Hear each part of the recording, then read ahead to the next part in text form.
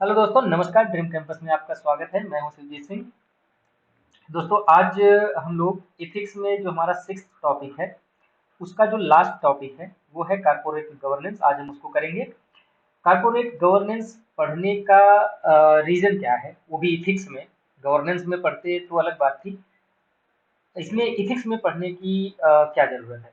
दोस्तों, इसके पीछे दो उद्देश्य हैं। एक तो ये कि कारपोरेट गवर्नेंस का हमारा सोशल और इकोनॉमिक डेवलपमेंट में बहुत ज़्यादा योगदान है। मतलब जो कारपोरेट वर्ड है, जो बिजनेस वर्ड है, उसका हमारे सोसाइटी का सोशियो इकोनॉमिक डेवलपमेंट के लिए बहुत ज़्यादा इम्पोर्टेंस है।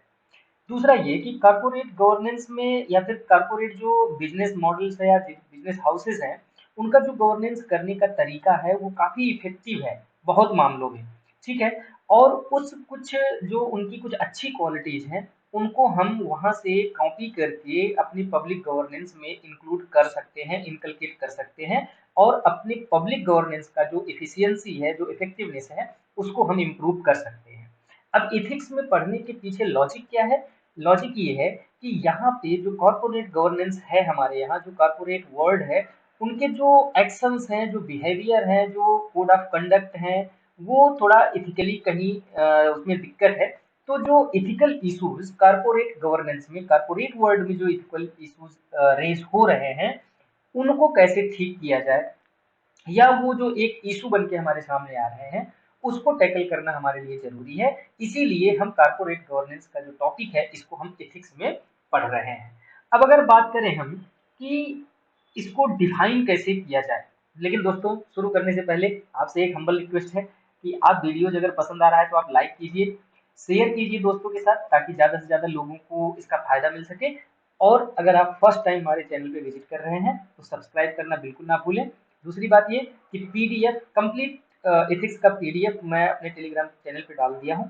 टेलीग्राम चैनल का लिंक नीचे डिस्क्रिप्शन बॉक्स में है, आप वहां से जाके डाउनलोड कर लीजिए। कंप्लीट पीडीएफ है ये, बहुत मल्टीपल सोर्सेज से कलेक्ट करके मैं इसको कंपाइल किया हूँ, तो बहुत ही यूजफुल आपके लिए होगा।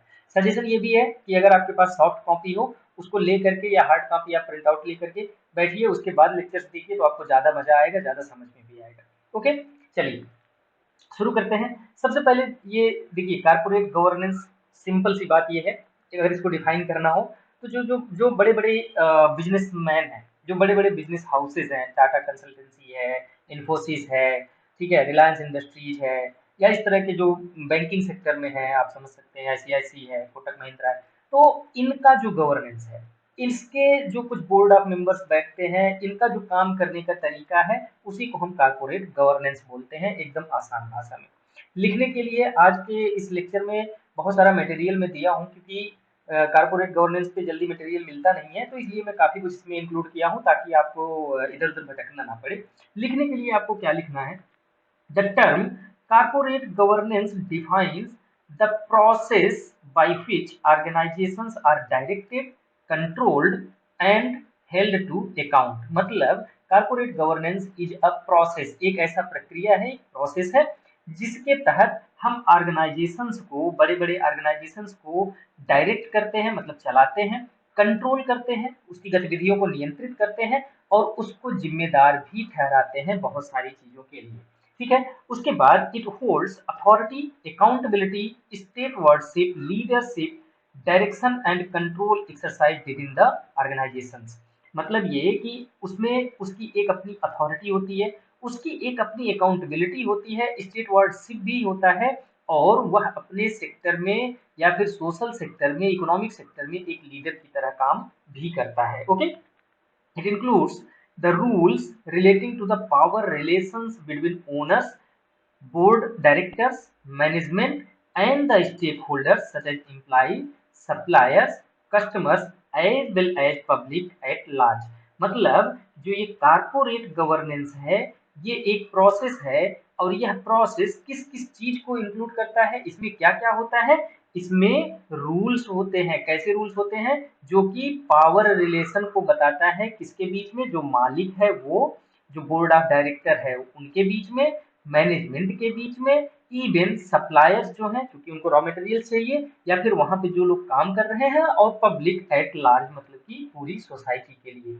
कुछ रूल्स हैं, कुछ नियम हैं, कुछ रेगुलेशंस हैं, जो इन सब के बीच में किसका क्या पावर है, किसका कितना राइट है, ठीक है ना, किसकी क्या अकाउंटेबिलिटी है, उन सब चीजों को वह प्रोसेस बताता है, वह रूल बताता है। In general, corporate governance corresponds to the fair, transparent and ethical administration of a corporation, giving maximum benefits to the stakeholders या शेयर होल्डर्स। देखिए, कॉर्पोरेट गवर्नेंस का जो सबसे मेन उद्देश्य है वो यही है कि उसमें जितने शेयर होल्डर्स हैं, जितने भी लोग उसमें इन्वॉल्व हैं, सबको मैक्सिमम बेनिफिट मिले, इंक्लूडिंग द आम पब्लिक, ठीक है ना, आम जो जनता है उनको इंक्लूड करते हुए किसी भी कारपोरेट सेक्टर का, किसी भी कारपोरेट गवर्नेंस का सबसे बड़ा उद्देश्य यही होना चाहिए कि वह ज्यादा से ज्यादा बेनिफिट दे और नुकसान कम से कम हो या फिर ना हो। अब इन सब मैटर में देखिए, ये जहाँ पे रूल्स की बात आएगी, जहाँ पे रूल्स की बात आएगी, जहाँ पे अथॉरिटी की बात आएगी, ठीक है ना, जहाँ पे पावर की बात आएगी, वहाँ पे इंटरेस्ट की भी बात आएगी कि किसका क्या इंटरेस्ट है, कौन सा एक्शन लिया जा रहा है, तब किसका कौन सा इंटरेस्ट प्रभावित हो रहा है। तो इन सब चीजों में बहुत ज्यादा चांस है कि जो लोग हैं वो इथिकली डेविएट करेंगे, ठीक है ना, मतलब ये कि हर कोई अपने इंटरेस्ट में काम करने की सोचेगा। अगर पब्लिक को बीच में नहीं रखेगा, तो पब्लिक को सेंटर में रख के काम नहीं करेगा, तो हर कोई अपने बारे में सोच करके काम करेगा और वहां पे फिर इथिकल इश्यूज रेज होंगे। That is why ethics is at the core of corporate governance and management must reflect accountability for their actions on the global community। क्योंकि वहां पे इथिकल इश्यूज रेज हो सकते हैं, इसलिए यह जरूरी है कि जो कारपोरेट गवर्नेंस है वो अपनी अकाउंटेबिलिटी को इंश्योर करे, अपनी अकाउंटेबिलिटी को अपने एक्शंस में वो दिखाए, वो शो करे, रिफ्लेक्ट करे। राइट, तो दोस्तों उम्मीद है कि कारपोरेट गवर्नेंस क्या होता है, अगर आपको ये लिखना हो तो आप बहुत आसानी से इसको लिख सकते हैं। मैंने इसको काफी एलेबोरेट करके दिया है, आप इसको सर्च करके भी अपने लैंग्वेज में लिख सकते हैं। उम्मीद है कि आपको लिखने भर का पूरा एकदम मसाला यहाँ से मिल जाएगा। अगर हम बात करें कि ऑब्जेक्टिव क्या होता है, तो सबसे पहला ऑब्जेक्टिव तो दोस्तों यही होता है कि एक ऐसा इन्वायरमेंट बनाना है जिससे ट्रस्ट से और कॉन्फिडेंस थे, मतलब एक ट्रस्ट और कॉन्फिडेंस का एक ऐसा इन्वायरमेंट बनाना है ताकि जो उस सेक्टर में काम करने वाले लोग हैं वो आपस में कंपटीशन भी कर सकें और कन्फ्लिक्ट भी हो, ठीक है ना, मतलब कंफ्लिक्ट किस चीज का हो, इंटरेस्ट का हो, और अपने इंटरेस्ट को वो आगे बढ़ाने के लिए ओवरऑल डेवलपमेंट में अपना जो है योगदान दे, ठीक है ना। तो मतलब एक कारपोरेट गवर्नेंस का सबसे बड़ा ऑब्जेक्टिव यही होता है कि एक कंपिटिटिंग इन्वायरमेंट क्रिएट करना जहां पे सबकी ग्रोथ हो सके। उसके बाद to enhance the shareholders value and protect the interest of other stakeholders by enhancing the corporate performance and accountability. दूसरा जो उद्देश्य है, जितने भी शेयर होल्डर्स हैं उनकी वैल्यूज को प्रोटेक्ट करें, उनकी वैल्यूज को बढ़ाएं, ठीक है ना, उनको प्रॉफिट दें।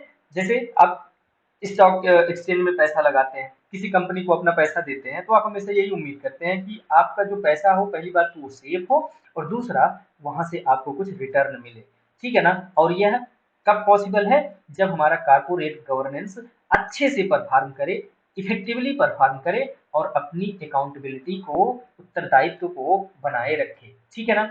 अगर हम एलिमेंट्स की बात करें, देखिए जो एलिमेंट्स वाला सेक्शन है दोस्तों, यहाँ से लेकर के आप बहुत सारे पॉइंट्स आप जब लिखेंगे कि हम कारपोरेट गवर्नेंस को कैसे ठीक कर सकते हैं, तो वहाँ पे सजेशंस में आप यहाँ से बहुत सारे पॉइंट्स उठा करके दे सकते हैं। क्यों? क्योंकि इसमें हमने बहुत सारी कमेटीज का जो रिकमेंडेशन है उसको इंक्लूड किया है, इसीलिए एलिमेंट ऑफ गवर्नेंस ये वाला जो हेडिंग है इसमें थोड़ा सा लंबा है, इसी में हमने सजेशंस को ज्यादा इंक्लूड करने की कोशिश किया है। राइट, तो सबसे पहला जो एलिमेंट है दोस्तों कारपोरेट गवर्नेंस का, वो है transparency in boards process and independence in functioning of the board. मतलब ये कि पहली बात तो जो बोर्ड मेंबर हैं, जो बोर्ड मेंबर्स हैं, उनकी फंक्शनिंग इंडिपेंडेंट हो, मतलब कि बाहर की किसी भी तत्व से वो अननेसेसरली प्रभावित ना हो। दूसरा कि उनका जो फंक्शनिंग है वो ट्रांसपेरेंट भी हो, मतलब ये नहीं कि अंदर अंदर ही आप काम कर रहे हैं, क्या कर रहे हैं, क्यों कर रहे हैं, किसी को कुछ नहीं पता, ऐसा नहीं होना चाहिए। अगर आपको ट्रांसपेरेंसी सॉरी अगर आपको इंडिपेंडेंस दिया जा रहा है, अगर आपको इंडिपेंडेंस मिल रहा है तो आप ट्रांसपेरेंट मैनर में काम करिए। तो पहला एलिमेंट यही, ट्रांसपेरेंसी एंड इंडिपेंडेंसी। दूसरा, the board should offer effectual leadership to the company and management for achieving sustained wealth for all stakeholders. Most importantly इस वर्ड को मत भूलिएगा कि ऑल स्टेक होल्डर्स, सभी स्टेक होल्डर्स को profit मिले, सभी स्टेक होल्डर को फायदा मिले, ऐसी लीडरशिप होनी चाहिए, राइट। उसके बाद it should provide independent judgement for achieving company's objectives. मतलब ये कि जो भी बोर्ड मेंबर्स हैं वो अपना जो मत है, जब भी कोई इशू आए तो उस पर अपना मत इंडिपेंडेंटली दे और इस तरह से दे कि कंपनी का ऑब्जेक्टिव सेंटर में हो, ना कि बोर्ड ऑफ मेंबर के किसी बोर्ड ऑफ मेंबर का इंटरेस्ट सेंटर में हो। कंपनी का ऑब्जेक्टिव सेंटर में रख करके आप अपना जजमेंट इंडिपेंडेंटली दें। उसके बाद accountability to stakeholders with a view to serve the stakeholders and account to them at regular interval for actions taken through strong and sustained communication process. मतलब ये जितने भी स्टेक होल्डर्स हैं आप उनसे हमेशा कम्युनिकेशन बना के रखिए ताकि उनकी भी समस्याओं को आप सुन सके, उनकी भी बात को बोर्ड की मीटिंग्स में आप उठा सके। उसके बाद impartiality to all stakeholders, आप किसी के साथ डिस्क्रिमिनेशन मत करिए, सभी स्टेक होल्डर्स को एक एक एंटिटी की तरह ट्रीट कीजिए और उसमें कुछ भी इधर उधर की बात नहीं। उसके बाद social, regulatory and environmental concern तो आपके दिमाग में हमेशा होनी भी चाहिए, ठीक है ना। तो ये कुछ एलिमेंट्स हैं कारपोरेट गवर्नेंस के। इसी कुछ पॉइंट्स को मैंने और एलेबोरेट किया है आगे। क्या होना चाहिए? Clear and unambiguous legislation and regulations are fundamental to effective corporate governance. मतलब कि जो भी आपके लेजिस्लेशन है, जो भी आपके नियम कानून है, उसको आप क्लियर कट वर्ड्स में लिखिए, कोई भी अनएम्बिगियस चीज ना हो, मतलब ऐसी कोई चीज ना हो कि जिसको अपने अपने तरीके से लोग एक्सप्लेन कर सके। जो भी आपका नियम कानून है, जो भी आपके कंपनी के कह सकते हैं आप कॉन्स्टिट्यूशन है, उसको आप क्लियर वर्ड्स में लिखिए, अनएम्बिगियस करिए, ठीक है ना। A healthy management environment that includes setting up a clear objective, company का ऑब्जेक्टिव क्लियर होना चाहिए। अप्रोप्रिएट एथिकल फ्रेमवर्क आपको बनाना चाहिए कि कौन कौन से एक्शंस, कौन कौन से बिहेवियर आपका एक्सेप्टेड है विद इन द कारपोरेशन, कौन कौन से एक्टिविटीज, कौन कौन से प्रोसेस आपका नहीं एक्सेप्ट किया जा सकता इथिकल ग्राउंड पे। उसके बाद इस्टेब्लिशिंग ड्यू प्रोसेस, मतलब हर काम करने का एक प्रॉपर प्रोसेस होना चाहिए, एक प्रॉपर चैनल होना चाहिए। Clear enunciation of responsibility and accountability, कौन किस पोस्ट पे है, किसकी क्या रिस्पॉन्सिबिलिटी है, किसका कितना क्या अकाउंटेबिलिटी है, वो सब क्लियरली मेंशन होना चाहिए, सबको पता होना चाहिए। Sound business planning, business planning आप एक एनुअल प्लान बना सकते हैं कि हमको इस साल में क्या क्या करना है और उसमें आप डेविएट भी करिए तो ऐसा डेविएट करिए कि जो सबके लिए फ्रूटफुल हो। उसके बाद establishing clear boundaries for acceptable behaviour, establishing performance evaluation measures. मतलब ये कि आप कौन कौन से बिहेवियर सस्टेन करते हैं, कौन कौन से बिहेवियर आपके एक्सेप्ट किए जाएंगे कंपनी में, आप उसको प्रॉपरली मेंशन कीजिए। उसके बाद ऑब्वियसली परफॉर्मेंस इवेल्युएशन सिस्टम आपके पास हो ताकि आप अपने जितने भी इम्प्लॉइज हैं, जितने बोर्ड मेंबर्स हैं, जितने भी ओनर हैं, सबका जो परफॉर्मेंस है उसके बेस पे उनको रिवार्ड दे सके। उसके बाद explicitly prescribe norms of the ethical practices and code of conduct are communicated to all stakeholders. जो भी आपका एक्सेप्टेड एथिकल प्रैक्टिसेस हैं और जो भी आपका कोड ऑफ कंडक्ट है वो क्लियरली सभी स्टेक होल्डर्स को पता होना चाहिए। कंपनी का जो ओनर है या जो बोर्ड मेंबर्स हैं वो सारे स्टेक होल्डर्स को एथिकल प्रैक्टिसेस और कोड ऑफ कंडक्ट के बारे में कम्युनिकेट करें, which should be clearly understood and followed by each member of the organization।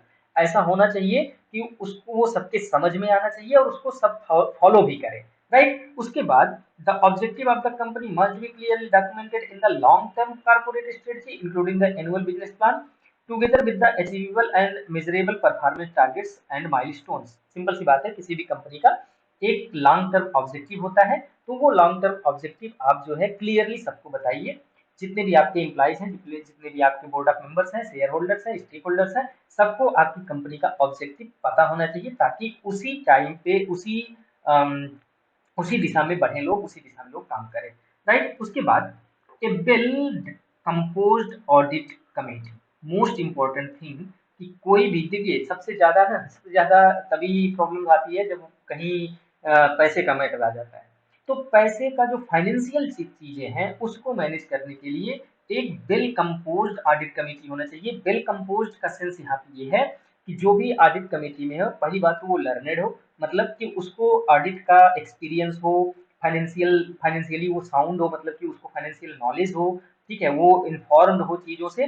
तो ऐसे ऐसे लोगों को, और डाइवर्स लोग, मतलब कि अलग अलग सेक्टर से अलग अलग एक्सपीरियंस लोगों को आप ऑडिट कमेटी में डालिए, ताकि आपकी ऑडिट जो प्रोसेस है वो बेहतर हो।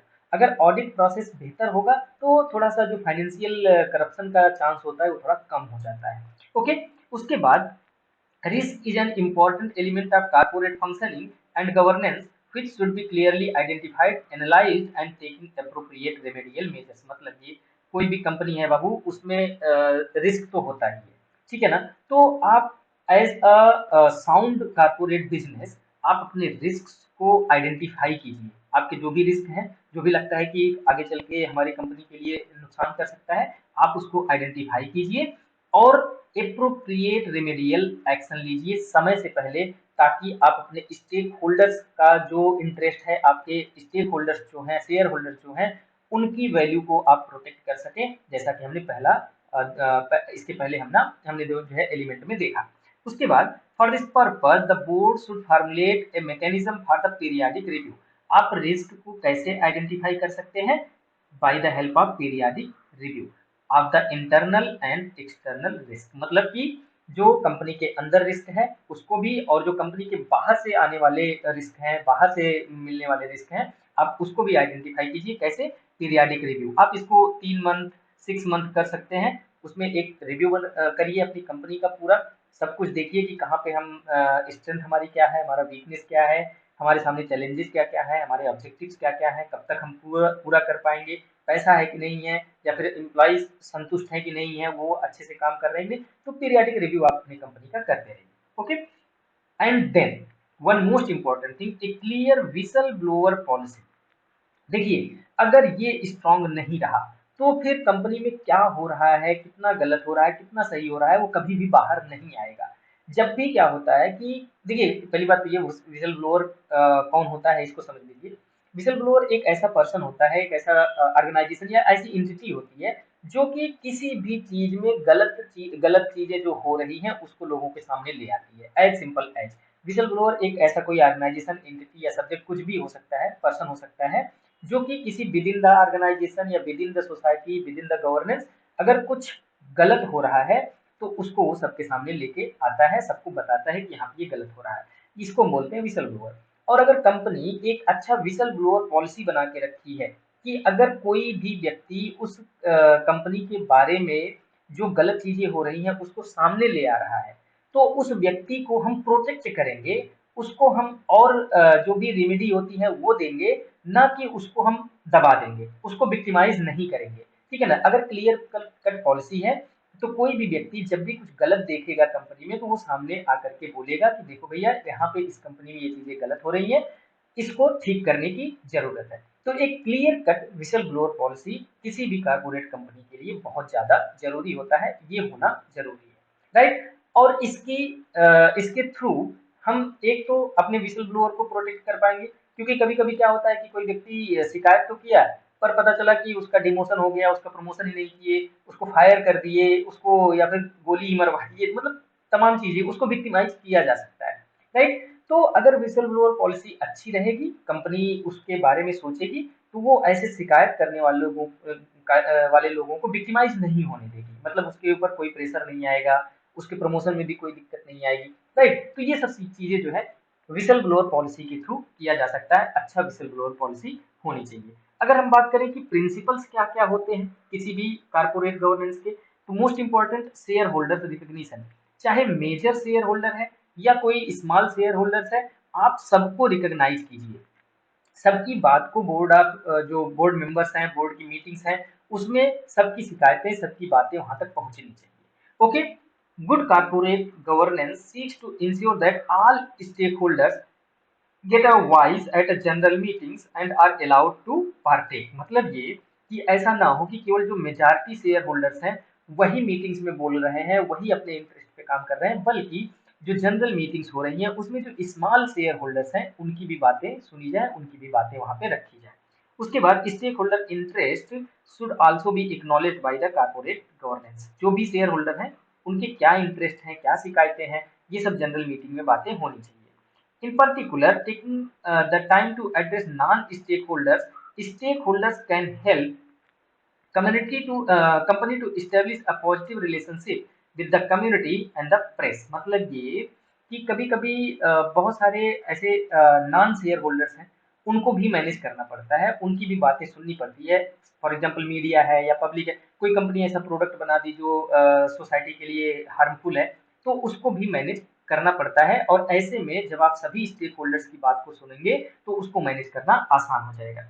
उसके बाद board responsibility must be clearly delineated to the majority shareholders. मतलब ये कि देखिए जो बोर्ड में मेंबर्स हैं, कोई जरूरी नहीं है। देखिए सबसे बड़ी प्रॉब्लम तो ये भी होती है, जो बोर्ड में मेंबर्स होते हैं ना दोस्तों, वो क्या होते हैं, या तो प्रमोटर्स हो जाते हैं, या फिर जो मेजॉरिटी में शेयर होल्डिंग रखते हैं वो वही इसी बोर्ड का मेंबर भी बन जाते हैं। तो ऐसे में जब वो डिसीजन लेते हैं, जब कोई अपना एक्शन लेते हैं, तो वो अपने इंटरेस्ट पे लेते हैं, राइट। तो सबसे पहले तो ये कि जो बोर्ड मेंबर्स हैं और जो मेजॉरिटी शेयर होल्डर्स हैं उनको अलग अलग रखा जाए, उनकी रिस्पॉन्सिबिलिटीज अलग अलग रखी जाए, राइट। उनके ऑब्जेक्टिव्स, उनके राइट्स, उनके रिस्पॉन्सिबिलिटीज सब क्लियरली मेंशन्ड हो और अलग हो। और जो मेजॉरिटी में शेयर होल्डर्स हैं या जो प्रमोटर हैं किसी कंपनी के, उनको बोर्ड मेंबर ना बनाया जाए, जहां तक जो है कोशिश हो।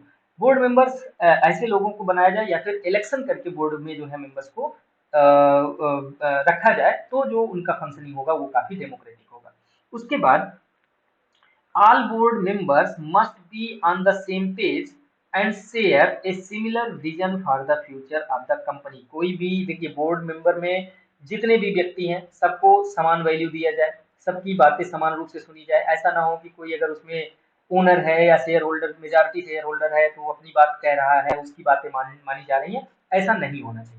उसके बाद ethical behaviour violation in favour of higher profit can cause massive civil and legal problems down the road. मतलब ये कि जब भी आप, कभी कभी ऐसा होता है कि पूरी कंपनी के ही हित में, भले ही पूरी कंपनी के ही हित में कोई इथिकल बिहेवियर को वायलेट करता है, तो ऐसे में क्या होता है कि उसके ऊपर सिविल और लीगल एक्शंस हो सकते हैं। तो बोर्ड मेंबर को या कारपोरेट के जो भी कंपनी है, जो भी उसके ओनर हैं, उनको हमेशा कोशिश करना चाहिए कि इथिकली जो है वो कोई काम गलत ना करें।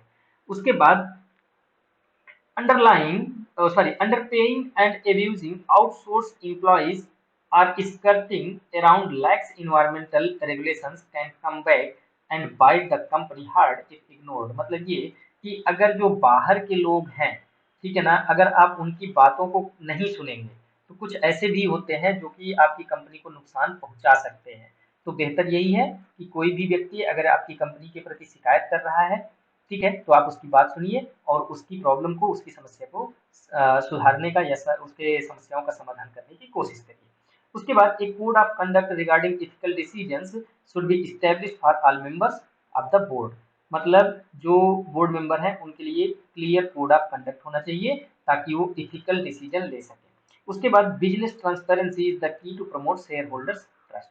ट्रांसपेरेंसी नहीं होगी तो कोई भी शेयर होल्डर आपकी कंपनी पे ट्रस्ट नहीं करेगा, और ट्रस्ट नहीं करेगा ना तो आपका प्रोडक्ट बेचेगा और ना ही आपके आपके पास कोई इन्वेस्ट करने के लिए आएगा। तो आप ट्रांसपेरेंट रहिए, ठीक है ना। ट्रांसपेरेंसी एक प्रिंसिपल है। उसके बाद फाइनेंशियल रिकॉर्ड्स आपके पास होना चाहिए कि आपने कहाँ पे कितना इंपोर्ट किया, कितना एक्सपोर्ट किया, कितना रॉ मटेरियल यूज किया, कितना कहाँ पे खर्च किया। मतलब कुल मिला के फाइनेंशियल स्टेटमेंट आपका स्ट्रॉन्ग होना चाहिए। उसके बाद falsified financial records can cause your company to become a Ponzi scheme and will be dealt with the accordingly। मतलब अगर आप फाइनेंशियल स्टेटमेंट अच्छे से नहीं रखेंगे तो आपकी कंपनी डिफॉल्ट हो सकती है, पोंजी स्कीम की तरह हो सकती है। तो बेहतर ये है कि आप उसको हमेशा समय समय से आप अपना फाइनेंशियल स्टेटमेंट को ठीक करते रहें। अगर हम बात करें कि इथिकल इश्यूज क्या क्या आते हैं, अभी तक जो डिस्कस किए दोस्तों हम लोग, उसमें अब आपको काफी कुछ समझ में आ गया होगा कि यहाँ पे इथिकल इश्यूज क्या क्या है। Most importantly conflict of interest. Board member जो हैं वही शेयर होल्डर्स भी हैं, तो वो जब भी कोई डिसीजन लेते हैं तो वो कोशिश करते हैं कि अपने इंटरेस्ट में वो डिसीजन ले। इसका एग्जांपल आप देख सकते हैं, आईसीआईसी बैंक की जो हेड थी चंदा कोचर, उन्होंने कुछ लोन पास कर दिया था अपने हस्बैंड के लिए, राइट। तो conflict of interest board of member में बहुत ज्यादा देखने को मिलता है। उसके बाद वीक बोर्ड, कभी कभी ऐसा होता है कि जो बोर्ड में मेंबर्स होते हैं ना, वो उतना ज्यादा एक्सपर्ट नहीं होते हैं, उतना वो डाइवर्स नहीं होते हैं, तो ऐसे में वो जो सामने आने वाला रिस्क है उनके सामने, वो देख नहीं पाते हैं। तो बोर्ड अगर वीक होता है तो रिस्क को समझ नहीं पाता है, देख नहीं पाता है, और आईएल एंड एफएस टाइप की दुर्घटनाएं देखने को मिल जाती हैं। उसके बाद separation of ownership and management. In case of family-run companies, the separation of ownership and management remains the key challenge in majority of companies, including some India's top ones. मतलब ये देखिए, सिंपल सी बात है भाई, कोई भी कंपनी जब बनाता है तो वो तो बनाता है बेचारा अकेले दम पे, फिर धीरे धीरे वो जब कंपनी बड़ी होती है तो उसमें वो अपने फैमिली मेंबर्स को भी इंक्लूड करता है। तो पता चला कि एक ओनर है, ठीक है, दूसरा मैनेजमेंट के सेक्शन को देख रहा है, तीसरा जो आपका एक्सपोर्ट इम्पोर्ट है उसको देख रहा है, चौथा फाइनेंशियल चीज को देख रहा है। तो कभी कभी ऐसा होता है कि इनके बीच में जो एक कम्पिटिटिव वर्क कल्चर होना चाहिए वो नहीं देखने को मिलता है, राइट। तो ऐसे में एथिकल इश्यूज सामने आते हैं। जब तक कंपनी छोटी है तब तक तो ठीक है, कोई दिक्कत नहीं, लेकिन जब बड़ी कंपनी होती है दोस्तों, तो वो हमारे नेशन के लिए नेशनल इंपॉर्टेंस की कंपनी बन जाती है, हमारी सोसाइटी के लिए इकोनॉमिक सोशल डेवलपमेंट के लिए वो इम्पोर्टेंट हो जाती है। तो ऐसे जो फैमिली रन बिजनेसेस जो होते हैं उसमें जो आपस में ही कार्य को बांट लेते हैं वो कभी कभी इथिकल इश्यूज रेज करते हैं, सेपरेशन ऑफ ओनरशिप और मैनेजमेंट को लेकर के, राइट। उसके बाद इंडिपेंडेंट डायरेक्टर्स, हमेशा ज्यादातर कंपनीज में यही देखा गया है कि जिसकी कंपनी है वही डायरेक्टर हमेशा के लिए बना हुआ है, तो हमेशा यही होगा कि वो अपने इंटरेस्ट में काम करेगा, right. Independent directors are partisan and are not able to check promoters unethical practices। मतलब कि जो प्रमोटर है भाई, देखिए क्या है कि कभी ऐसा होता है, जो बड़ी कंपनीज बनती हैं ऐसा होता है कि जैसे हम कोई कंपनी स्टार्ट कर रहे हैं तो हम सोचते हैं, क्योंकि हमारे पास स्टार्टिंग उतना पैसा नहीं होता, तो हम किसी प्रमोटर को ढूंढते हैं, राइट। तो ऐसे में क्या होता है कि जो डायरेक्टर है ना वो अपने प्रमोटर से बहुत ज्यादा प्रेशर फील करता है, क्योंकि वो पैसा दिया है तो बहुत सारी बातें उसकी माननी पड़ती हैं। तो ऐसे में जो डायरेक्टर का इंडिपेंडेंसी है वो खतरे में आ जाती है, वो अपने हिसाब से काम नहीं कर पाता है, और इसकी आड़ में जो प्रमोटर है वो अनएथिकल बिहेवियर, अनएथिकल एक्शंस लेता रहता है, राइट, जो कि फ्यूचर में कंपनी के लिए नुकसानदायक होता है। उसके बाद एग्जीक्यूटिव कंपनसेशन, ये एक बहुत बड़ा इशू है कि executive compensation is a contentious specially when subject to shareholders accountability. जो शेयर होल्डर है ना, अगर मान लीजिए उसका लॉस हो रहा है तो उसको कंपनसेट कैसे किया जाए, या अगर उसको बहुत ज्यादा प्रॉफिट हो रहा है तो उसको, जो जिसका लॉस हुआ है उसको कैसे कंपनसेट करें। तो ये बहुत बड़ा इशू है, और इसको सॉल्व करना इतना इजी भी नहीं है, आसान भी नहीं है, कि कैसे हम जो एग्जीक्यूटिव पे बैठे लोग हैं उनको हम कैसे कंपनसेट करें, राइट। तो ये कुछ एथिकल इश्यूज हैं जो कि आप अपने आंसर में लिख सकते हैं, और अगर अभी कुछ इसमें दिक्कत है, कुछ समझ में नहीं आ रहा है, तो आप हमको कमेंट कर दीजिएगा, मैं बता दूंगा। अगर हम बात करें कि हम कैसे अपने कारपोरेट गवर्नेंस में जो समस्याएं हैं, जो प्रॉब्लम्स हैं, उसको कैसे हम सॉल्व कर सकते हैं, तो उदय कोटक पैनल ने कुछ सजेशंस दिए हैं, उसको इम्प्लीमेंट करने की जरूरत है। पहला इनका सजेशन ये है, minimum 6 directors to be on board of listed entities, every listed entity to have at least one independent women director. मतलब 6 डायरेक्टर्स होंगे, कम से कम 6 डायरेक्टर होने चाहिए, और उसमें एक लेडी डायरेक्टर होनी चाहिए। दूसरा, more transparency on appointment of independent directors and should play a more active role on the boards. मतलब ये कि अपॉइंटमेंट, जैसा कि हमने कहा कि बोर्ड में जो मेंबर्स हैं उनका इलेक्शन होना चाहिए, या फिर अगर अपॉइंटमेंट भी हो रहा है तो वो कैसे ट्रांसपेरेंट मैनर में होना चाहिए। उसके बाद audit committee must review use of loans, advances, investment by holding को in arm over the 100 crore. मतलब कि जो ऑडिट कमेटी है, अगर 100 करोड़ के ऊपर कोई भी फाइनेंशियल स्टेटमेंट है तो उसको रिव्यू करें। उसके बाद अगला, अब देखिए पीछे जो हम लोग परेशानियां पढ़े, पीछे जो हम लोग समस्याएं पढ़े, उसी से रिलेट करके आप जो है यहाँ पे सजेशन दे सकते हैं। आपको यहाँ पे देखना केवल ये है कि उदय कोटक पैनल ने क्या क्या सजेशन दिए थे। 6 डायरेक्टर की बात की थी, ट्रांसपेरेंसी की बात की थी, और ऑडिट कमेटी की बात की थी, ठीक है ना। उसके बाद जो पीछे की चीजें हैं वहीं से उठा करके आप यहाँ पे लिख सकते हैं। पहला, diverse board and better boards, मतलब ये कि जो बोर्ड हो उसमें डाइवर्सिटी हो, डिफरेंट फील्ड के डिफरेंट एक्सपर्ट लोग उसमें होने चाहिए, राइट, ताकि रिस्क को और चैलेंजेस को या फिर अपने गोल्स को अच्छे से टारगेट कर सके। ओके, और ये जो डाइवर्सिटी होनी चाहिए ये कैसी होनी चाहिए, including the gender, ethnicity, skills and experience, मतलब ये कि मेल फीमेल दोनों होने चाहिए। इथनिसिटी मतलब डिफरेंट कास्ट क्रीड कैटेगरी के होने चाहिए, अलग अलग स्किल के लोग होने चाहिए और अलग अलग एक्सपीरियंस के लोग होने चाहिए। उसके बाद robust robust risk management policies, हर कंपनी का कुछ ना कुछ रिस्क होता है और बेहतर यही है कि उसको समय से पहले आप आइडेंटिफाई कीजिए और उसको मैनेज करने के लिए आप एक अच्छी पॉलिसी बनाइए। उसके बाद इफेक्टिव गवर्नेंस इंफ्रास्ट्रक्चर, ऑब्वियसली जब भी आप कोई गवर्नेंस का काम कर रहे हैं तो अगर आपके पास प्रॉपर इंफ्रास्ट्रक्चर नहीं है, आप आईटी का सपोर्ट नहीं ले रहे हैं, आपके पास लॉजिस्टिक्स नहीं है, तो आपका जो गवर्नेंस है वो कहीं ना कहीं प्रभावित होगा। तो policies and procedures which guide ethical behavior should form the base of any organizational behavior, ensure separation of the line of responsibility between board and management। ठीक है ना, गवर्नेंस इंफ्रास्ट्रक्चर में आप आईटी का सपोर्ट लीजिए, आप लॉजिस्टिक्स अपना बढ़ाइए और जिसकी जितनी रिस्पॉन्सिबिलिटी है, जहां के लिए अपॉइंटमेंट हुआ है, जिस पोस्ट के लिए है, उनके राइट्स रिस्पॉन्सिबिलिटीज ये आप क्लियरली जो है इंश्योर करिए। इसको हम बोलते हैं गवर्नेंस इंफ्रास्ट्रक्चर। तो गवर्नेंस इंफ्रास्ट्रक्चर क्या होना चाहिए, इफेक्टिव होना चाहिए। उसके बाद evaluation of the boards performance, समय समय पे बोर्ड ने कितने टाइम में कितनी बार मीटिंग किया, उस मीटिंग का आउटकम क्या हुआ, उससे हमको बेनिफिट क्या हुआ, उससे हमारा नुकसान क्या हुआ, ठीक है ना। तो ये सब सारी चीजें जो है पता करना चाहिए और बोर्ड जब काम कर रहा है तो उसका इवेल्युएशन करके उसके वीकनेस, उसके स्ट्रेंथ, ठीक है, उसमें कंफ्लिक्ट ऑफ इंटरेस्ट क्या चल रहा है, सब चीजें उसमें जो है पता करनी चाहिए, देखना चाहिए और उसको सुधारना चाहिए।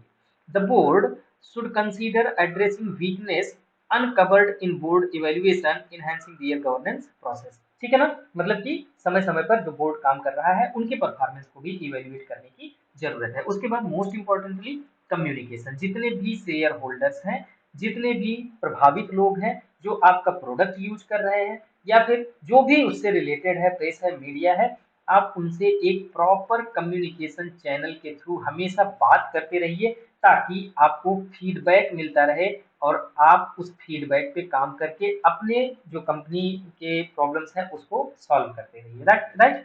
Facilitating share holders communication with the with the board is key. There is a need to provide contact person with whom shareholders may discuss any issue। मतलब ये कि आप कोई चैनल बना सकते हैं, आप कोई अपना सोशल मीडिया प्लेटफॉर्म बना सकते हैं या कोई पर्टिकुलर व्यक्ति को नियुक्त कर सकते हैं जो भी शेयर होल्डर्स हैं, जो भी प्रोडक्ट यूजर्स हैं, वो सब आपसे आसानी से बात कर सकें, राइट। तो अगर ये सब चीजें हम करेंगे तो हमारा जो कॉर्पोरेट गवर्नेंस है वो बेहतर होगा और उनका जो इम्पैक्ट होगा वो सोसाइटी के सोशल और इकोनॉमिक डेवलपमेंट के लिए, नेशन बिल्डिंग में हेल्प करेगा, राइट। तो उम्मीद है दोस्तों कि आपको समझ में आ गया होगा कॉर्पोरेट गवर्नेंस में हमको क्या क्या लिखना है, कॉर्पोरेट गवर्नेंस क्या होता है, इसके एथिकल इश्यूज क्या है और इसमें इसको हम कैसे ठीक कर सकते हैं। अगर इसके अलावा कोई क्वेरी है, कोई क्वेश्चन है तो आप सिंपली कमेंट कर दीजिए या फिर आप हमको टेलीग्राम पे मैसेज कर दीजिएगा, मैं वहाँ पे रिप्लाई कर दूंगा। आज के लिए बस इतना ही। Thanks for watching, all the best.